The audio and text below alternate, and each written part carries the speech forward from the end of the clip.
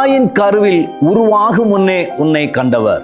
ஆம் தேவனுடைய பிள்ளைகளே, இன்று நம்முடைய வாழ்க்கையில நம்மை யாரெல்லாமோ நம்ம பார்த்திருக்கிறாங்க. நாம் உருவான பொழுது தாய் தகப்பன் நம்மளை பார்த்திருக்கிறாங்க, நம்மளுடைய சகோதர சகோதரிகள் நம்மளை பார்த்திருக்கிறாங்க, எல்லாரும் நம்ம பார்த்திருக்கிறாங்க. ஆனா வேதத்தில் தெளிவாக சொல்கிறது, உன் தாயின் கருவில் நீ உருவாகும் முன்னே நான் உன்னை தெரிந்து கொண்டேன் என்று சொல்கிறது. இன்னைக்கு பாருங்க, நம்ம படித்து நம்ம படிப்பிற்காக ஒரு வேலை கிடைக்கிறது. நாம் செய்கிற அந்த காரியத்தின் நிமித்தமாக நம்முடைய கழிவுகளை பார்த்து நமக்கு சில வேலைகள் கிடைக்கிறது, சில காரியங்கள் நம்மை கிடைக்கிறது, சிலர் நம்மை அறிந்திருக்கிறாங்க.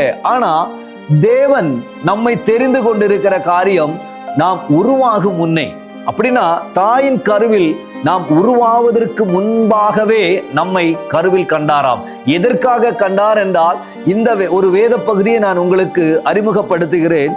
எரேமியா தீர்க்கதரிசியின் புஸ்தகம் 1ஆம் அதிகாரம் 5வது வசனம் இப்படியாக சொல்லப்படுகிறது, நான் உன்னை தாயின் வயிற்றில் உருவாக்கும் முன்னே அறிந்தேன், நீ கர்ப்பத்திலிருந்து வெளிப்படும் முன்னே நான் உன்னை பரிசுத்தம் பண்ணி உன்னை ஜாதிகளுக்கு தீர்க்கதரிசியாக கட்டளையிட்டேன் என்று சொன்னார். பாருங்க, நம்ம எல்லாம் படிச்சு நல்லா வளர்ந்து வரும்போது நமக்கெல்லாம் ஒரு வேலை இல்லாட்டி ஒரு காரியத்தை குறித்து நம்மை அதுக்காக தெரிந்து கொள்கிறார்.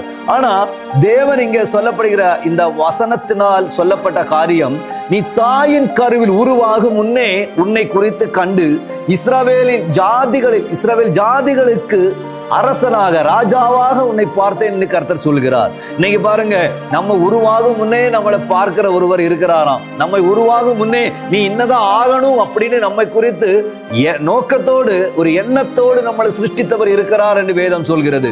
அப்படின்னா இன்னைக்கு பாருங்க, நம்ம வளர்ந்து வரும்போது நம்முடைய ஆரோக்கியத்தை பார்த்து, நம்முடைய அறிவை பார்த்து, நம்முடைய தாயும் தகப்பனும் ஓரோ காரியங்கள் செய்யும் பொழுது நம் உருவாகுவதற்கு முன்னமாகவே நம்மை கண்ட ஒருவர் இருக்கிறார்னா, இன்னதுக்கு தான் என்று நம்மளை தெரிந்திருக்கிறார் என்றா அவருடைய அந்த பிளான் நம்முடைய வாழ்க்கையில் எவ்வளவு பெரிதாக இருக்கிறது.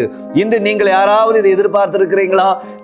நம்முடைய வாழ்க்கையில நாம் உருவாகும் முன்னமே, நம்ம ஒரு பொருளை உருவாக்கும் முன்னமே இன்னதான் அப்படி இன்னதுக்கு தான் ஆகும் அப்படி நம்ம ஏதாவது நாம் பார்த்திருக்கிறோமா?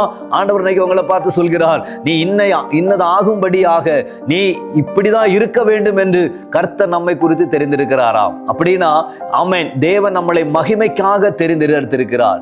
தேவன் நம்முடைய சமாதானத்திற்காக நம்மை தெரிந்தெடுத்திருக்கிறார். தேவன் தேசத்தின் நலனுக்காக நம்மை தெரிந்தெடுத்திருக்கிறார். இன்னைக்கு நீங்க ஒருவேளை பாரத்தோடு இருப்பீங்க, ஒருவேளை நீங்க ஏதாவது வியாகுலப்பட்டுக்கிட்டு இருப்பீங்க. ஆனா ஆண்டவர் இன்னைக்கு உங்களை பார்த்து சொல்கிறார், நீ இப்படி இருக்கும்படி உன்னுடைய வாழ்க்கையில் நீ இப்படிதான் இருக்கணும் என்று கர்த்தர் உங்களை குறித்து ஒரு திட்டம் வைத்து உங்களை உருவாக்கி இருக்கிறார் என்பதை புரிந்து கொள்ளும்படியாக ஆண்டவர் இன்னைக்கு உங்களோடு சொல்ல விரும்புகிறார். ஆம் தேவனுடைய பிள்ளைகளே, நாம் உருவாகும் முன்னமே நம்மை கண்ட ஒரு தேவன். உங்களுடைய துக்கத்தை அவர் பார்த்து கொண்டிருக்கிறார், உங்களுடைய வேதனை அவர் அறிந்து கொண்டிருக்கிறார். இஸ்ரவேல் ஜனம் அடிமைப்பட்டிருக்கிற பொழுது, எகிப்தில் அடிமைப்பட்டிருக்கிற பொழுது மோசேயை பார்த்து ஆண்டவர் சொல்கிறார், என் ஜனத்தின் கூக்குரலை நான் கேட்டிருக்கிறேன். அவருடைய கூக்குரலை கேட்கிற ஒரு கர்த்தர் உங்களுடைய வேதனையும் அறிந்திருக்கிறார், உங்களுடைய பாரங்களை அறிந்திருக்கிறார், உங்களுடைய சூழ்நிலைகளை அறிந்திருக்கிறார். அவர் உங்களை ஆசீர்வாதத்தோடு நடத்தும்படி, அவர் உங்களை மகிமையாக நடத்தும்படி அவர் உண்மை உள்ளவராக இருக்கிறார். அவருடைய சமூகத்தில் நம்மளை ஒப்பு கொடுத்து இன்னைக்கு நான் தேவனுடைய சமூகத்தில் ஜெபிக்கலாம். ஆண்டவரே, நீர் என்னுடைய தாயின் கருவில் உருவாகும் முன்னே என்னை கண்டபடியினால் உமக்கு நன்றி செலுத்துகிறேன் என்று சொல்லுவோமா?